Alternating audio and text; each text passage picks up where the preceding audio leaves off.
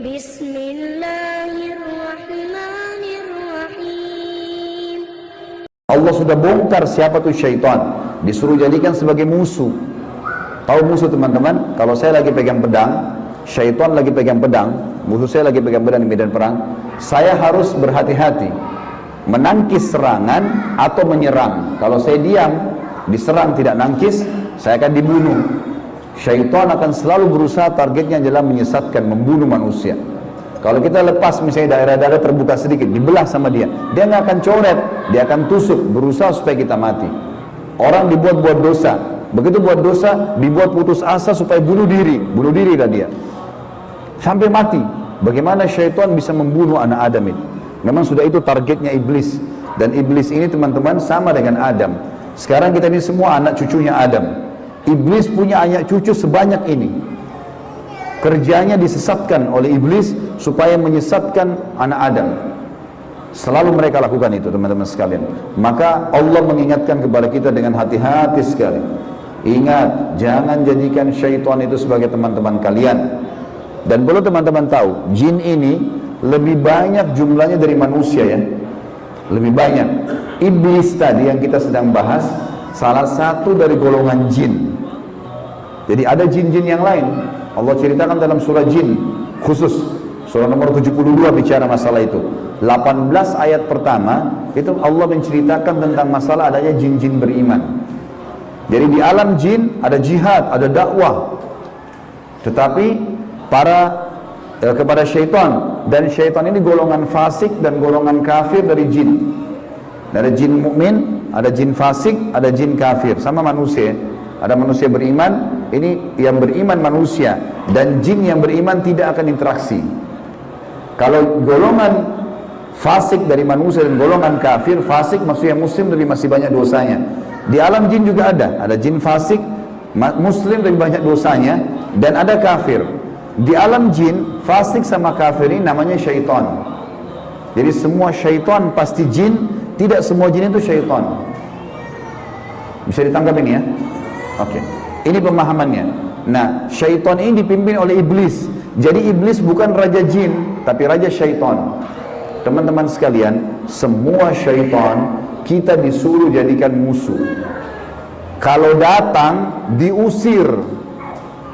Kalau kita ganggu syaitan, atau syaitan ganggu kita, kalau kita diganggu oleh syaitan, maaf, bahasanya gini, kalau kita diganggu oleh syaitan, tadi saya keliru ucapinnya. Kalau kita diganggu oleh syaitan, kita harus usir. A'udzu billahi minasyaitonir rajim. Mulai ada malas ibadah, mau buat dosa, mau buat zina, a'udzu billahi minasyaitonir. Syaitan lagi datang nih godain.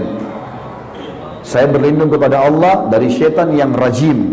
Rajim itu dirajam, teman-teman. Jadi kalau bahasa Indonesia terjemahan terkutuk itu sebenarnya kurang tepat itu. Tepatnya rajim itu adalah dirajam. Rajam itu malaikat ambil panah api dipanahin dia. Jadi kalau kita diganggu oleh syaitan, kita bilang a'udzubillahi minasyaitonirrajim, itu Allah datangkan malaikat bunuh syaitan itu yang sedang goda kita. Dirajam dia, dilempar dengan panah-panah api. Seperti Allah bilang dalam surah Al-Mulk, wa ja'alnaha rujuman lisyayatin, dan kami jadikan bintang-bintang itu sebagai panah-panah untuk mematikan syaitan-syaitan. Jadi nggak boleh berteman, nggak boleh nikah, nggak boleh interaksi, nggak boleh apa-apa. Mereka punya dimensi waktu yang berbeda. Tidak boleh lintas alam. Teman-teman, kita ini manusia. Manusia sudah Allah ciptakan makanan kita.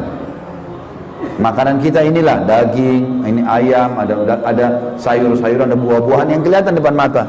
Yang manusia bisa cocok tanam, bisa ternak, itu makanan kita. Inilah kita, inilah baju kita, inilah penglihatan kita yang kita bisa lihat, inilah bangunan rumah kita dan masjid kita.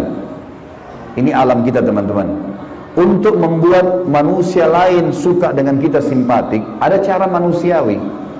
Ya, punya pintar dalam berbicara, punya prestasi dunia, berpendidikan kah, kaya kah, suka membantu kah, ada caranya. Jangan pindah lintas alam nih. Orang-orang yang jadi dukun, jadi peramal, jadi penyamun, ini lintas alam. Dia pergi ke jin-jin itu, minta tolong. Dan ini tidak boleh. Pindah ke alam mereka tidak boleh. Dilarang sama Allah. Kalau kita pindah ke alam mereka, kita akan ditipu nanti. Kalau jin beriman tidak akan kerjasama sama manusia, tapi syaitan ini kerjasama sama manusia. Ingat, kita pemimpin, garis bawahi kalimat ini. Jadi orang-orang yang jadi dukun itu kalau mereka pergi ke bersemedi di gua, di pinggir pantai, manggil-manggil wahai dewa, wahai penjaga ini, apalah di Indonesia, ini Roro Kidur lah atau apa semua dipanggil Gondoruo, Tuyul. Ini semua teman-teman bahasa yang diucapkan oleh manusia karena tidak paham kedudukan dia. Dia kalau lagi bersemedi di situ, syaitan yang lewat di sekitar tempat itu muter-muter lihat, ini manusia, ini pemimpin saya ini. Nggak bisa, dia mengalahkan manusia nggak bisa. Syaitan nggak bisa kalahin kita. Syaitan hanya bisa bisik saja, buat, jangan, gini, cuma begitu, nggak lebih daripada itu. Bapak Ibu sekarang waktu mau kesini tadi ke masjid, mungkin ada syaitan bisikin, jauh, keburu nggak ya, dapat tempat atau apalah. Tapi Bapak Ibu tetap jalan. Syaitannya mau buat apa? Nggak bisa buat apa-apa, cuma bisa bisik. Jangan gini, gitu, segala macam. Cuma itu, manusia kalau bantah, nggak bisa buat apa-apa dia. Nggak bisa syaitan menjelma cekik kita, enggak, kamu harus berzina. Nggak. Syaitan cuma bisik, itu zina, itu perempuan, itu begini. Tapi kalau saya bilang enggak, saya nggak mau. Terus syaitannya buat apa? Nggak bisa buat apa-apa, lemah sekali. Allah bilang inna kaidah syaitani kana dhaifa. Syaitan itu lemah sekali. Kalau ada manusia yang tidak faham tentang kedudukan mereka sebagai khalifah, ditipulah oleh syaitan itu. Sama tadi orang bersemedi itu. Sebenarnya teman-teman sekalian, di muka bumi ini yang mengatur kadar udara, oksigen yang kita hirup, populasi manusia, populasi hewan-hewan, kadar panas udara, api, air, segala macam, ini ada malaikat-malaikat. Teman-teman kalau membaca surah Al-Ma'arij dan surah Al-Buruj, surah nomor 77 dan surah nomor 79, di situ disebutkan panjang lebar tentang tugas-tugas malaikat. Jadi yang urus lautan, urus gunung, urus tumbuh-tumbuhan, semua ini malaikat, makhluknya Allah. Rukun iman kita yang kedua, kita harus yakin mereka ada.